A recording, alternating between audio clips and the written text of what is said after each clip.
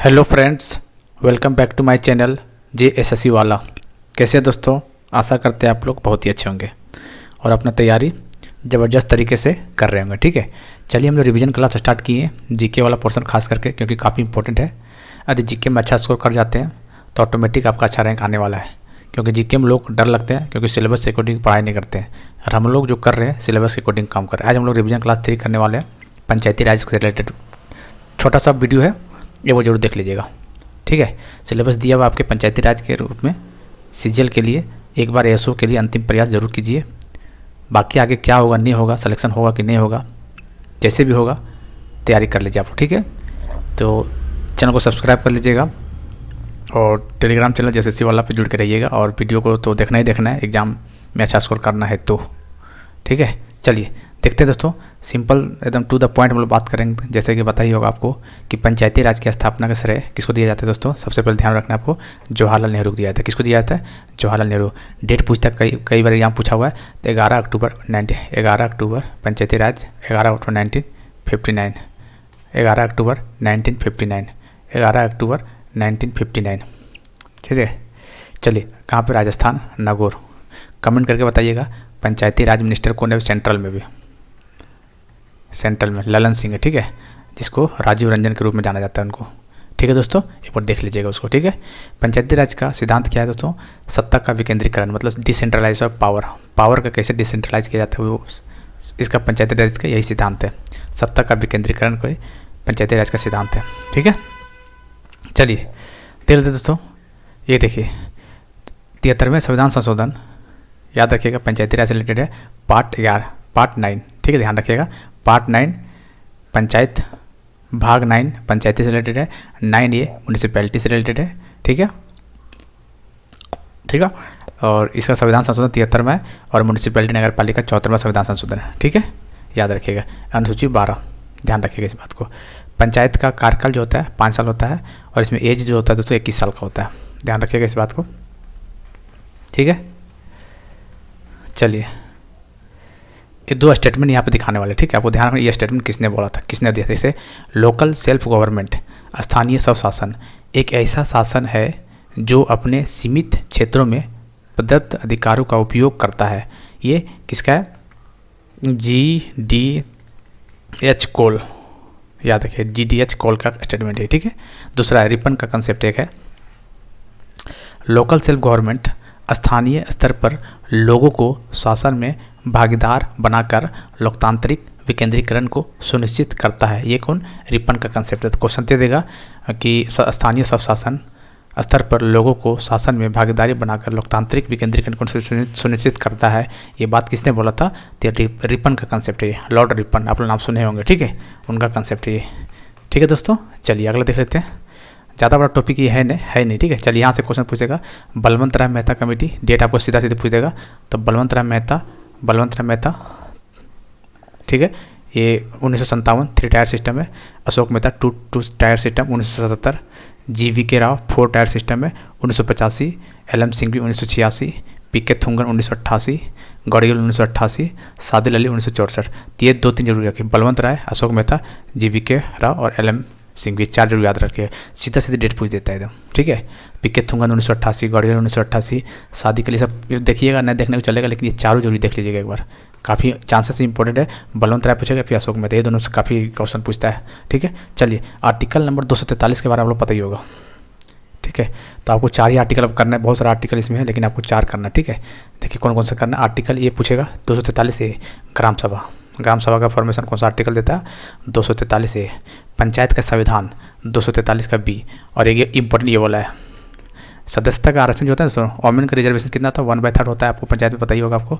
तो कौन सा आर्टिकल के तहत आपको दे देगा?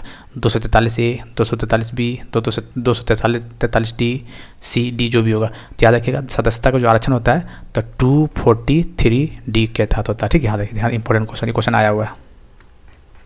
चलिए पंचायत का आर्टिकल भाग पार्ट 9 में है 243 से लेकर 243O। ठीक है, याद रखिए आर्टिकल याद कर लिए, सिंपल एकदम डायरेक्ट पूछ सकता है ये क्वेश्चन। ठीक है, कौन सा संविधान संशोधन? 73वां संविधान संशोधन। ठीक है, 1976।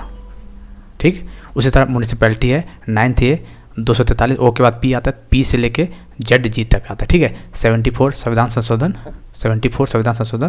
1992 था कि 96 था, ठीक है, देख लीजिएगा उसको, ठीक है। अच्छा, सहकारी सोसाइटी जेड जी है तो जी के बाद एच आता है, तो जेड एच से लेके जेड टी यहाँ तक होता है। इसका कितना होता है 97 संविधान संशोधन 2011। तो 3 याद रखिएगा, कौन सा संविधान संशोधन 2011, 74वां ये है, 73वां ये है, पार्ट 9 है, पार्ट 9 ये है, पार्ट 9 बी है, पंचायत का पार्ट 9, म्यूनिसिपैलिटी का 9 ये, कोऑपरेटिव सोसाइटी 9 बी, आर्टिकल 243 से 243 ओ, 243 पी से लेकर 243 जेड जी म्यूनिसिपैलिटी का है, और सहकारी का 243 जेड एच से लेके 243 जेड जी। कौन सा संविधान संशोधन 97 कॉन्स्टिट्यूशनल अमेंडमेंट 2011, ठीक है। बस इतना इस तरह का याद रखना और कुछ नहीं इंपॉर्टेंट, यही सब क्वेश्चन आएगा। देखिए दोस्तों, ये सब क्वेश्चन गलती कीजिएगा, तो बता रहे हैं ना आपको। पंचायती राज कौन सा स्टेट लिस्ट के अंदर आता है, ठीक है। 3 लिस्ट होता है, state list, union list, concurrent list होता है। तो पंचायती राज स्टेट लिस्ट का राज्य सूची के अंदर में आता है, ठीक है।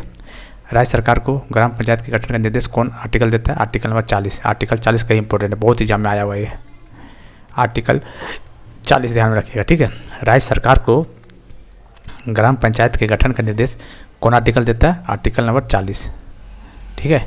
11 अनुसूचित पंचायत कितना सब्जेक्ट है, 29 सब्जेक्ट है, और 12 अनुसूचित जो म्यूनिसिपैलिटी होता है उसमें 18 सब्जेक्ट है। ध्यान रखिएगा, क्वेश्चन पूछता है 29 सब्जेक्ट 18 सब्जेक्ट। पंचायत में 29 सब्जेक्ट है, नगर पालिका में 18 सब्जेक्ट है। पंचायत कौन सा संविधान 73वां, और ये कौन सा 74वां, कौन सा पार्ट 9 ये 9 ये, ठीक है, इसे याद रखिएगा। चलिए एक इम्पोर्टेंट क्वेश्चन है यहीं पे, देखिए दोस्तों, देखिए क्वेश्चन क्या पूछेगा, पंचायती राज व्यवस्था कौन सा राज्य में नहीं है, सो पूछे। देखिए राज्य पूछेगा तो नागालैंड याद रखिएगा, नागालैंड, मेघालय, मिजोरम। नागालैंड, मेघालय, मिजोरम ये स्टेट है जहाँ पे पंचायती राज सिस्टम नहीं है।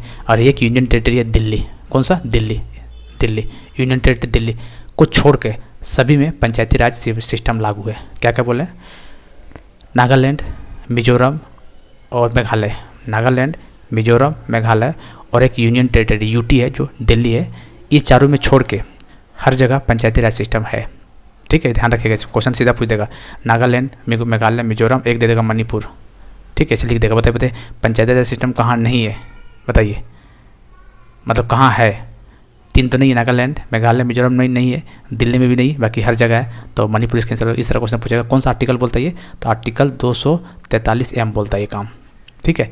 आर्टिकल 243M बोलता है कि नागालैंड, मिजोरम और मेघालय और दिल्ली में पंचायती राज सिस्टम नहीं है, बाकी ऑल इंडिया में है।